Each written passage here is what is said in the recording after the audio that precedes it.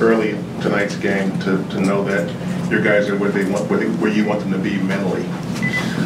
It's always defense and taking care of the ball. Those two things let you know right away if the team's prepared and ready to go.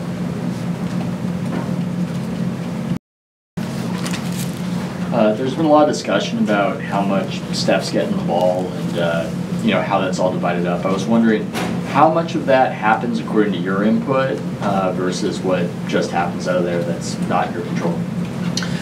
As far as how often he touches the ball, I mean, I look at the numbers.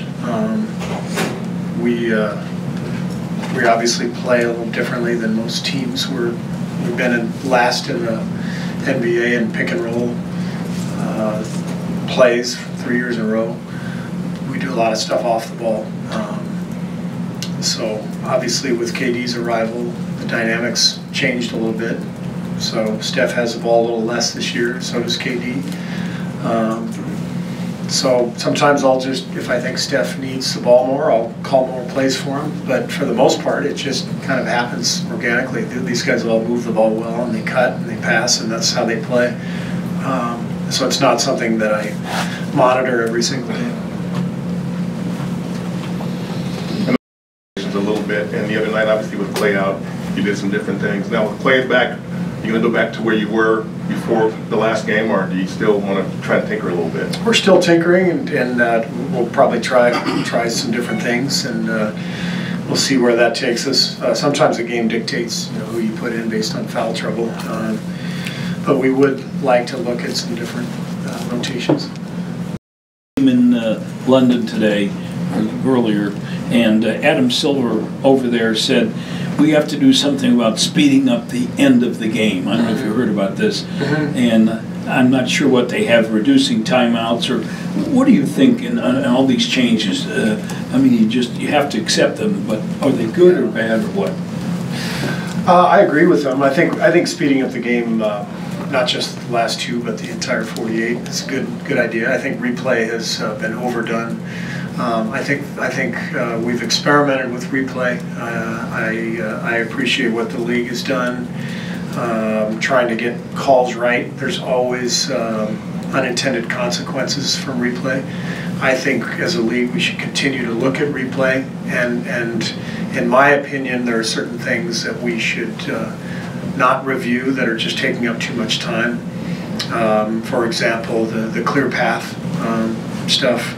I think that's really costing a lot of time. Those things are reviewed every single game. I don't know a single coach who actually knows what the rule is at this point. I think referees would be better suited just letting the play happen as long as there's no turnover. Just let them go. If I grab you while the ball's on the other side of the court, who cares, right? Well, let Monty go dunk it. Well, lay it in. You probably lay it in. But, at this stage, yes. Yeah. But those are all things that the league is constantly tweaking and tinkering with. Maybe only allow 20-second timeouts in the last 2 minutes instead of full timeouts. I know that you can't really cut back on the commercial time. That's part of what drives the economic engine, so I understand that. But I do think replay has taken away from a lot of the rhythm, and I think in the flow of the game, I think we should take a look at that. It's made a in baseball and football than basketball. Yeah. Well, I mean, I watched that national championship game the other night. It was 4 hours and 10 minutes. And, right. The coaches don't even have to throw a challenge flag. The guys upstairs just let's look at that one, and let's look at the next one, and let's just play. Come on. And I've always felt that human error is part of sports, and it's very maybe valiant is the right word to try to be perfect, but it's impossible. And the unintended consequences. I can point to plays all the time. The one I always think of is the Spurs Miami when Ray Allen hit his famous shot from the corner. They stopped that game to make sure his foot was behind the line. It was 6 inches behind the line, and the Spurs would have had a 4-on-4 going the other way because Ray Allen was buried in the corner. And the Spurs might have won the championship if that replay didn't happen. But I understand the ref's point of view. If replay exists, you better, make sure his foot's behind the line. So what's right? For me, the flow and the pace is critical, and I would love to see a paring down of some of the replay stuff.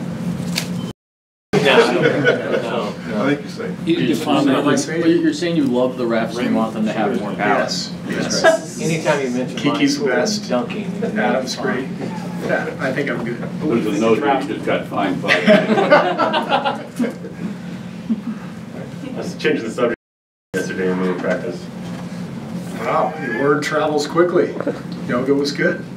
That's good. I don't know how else to answer that. Was that the first time you've taken the whole team to it? I know you used to do it with the coaches a lot.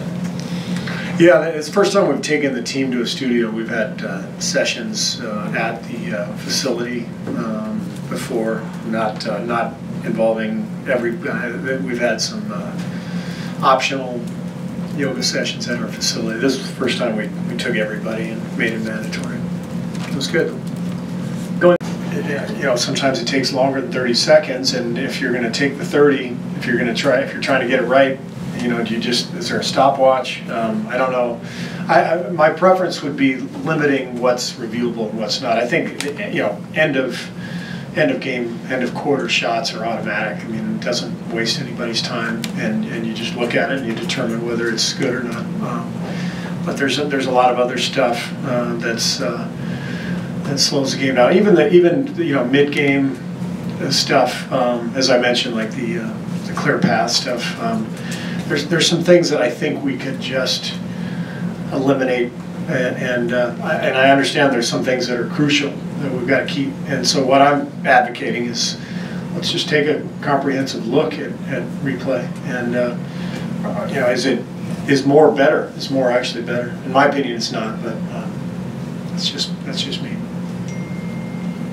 Great, thank you.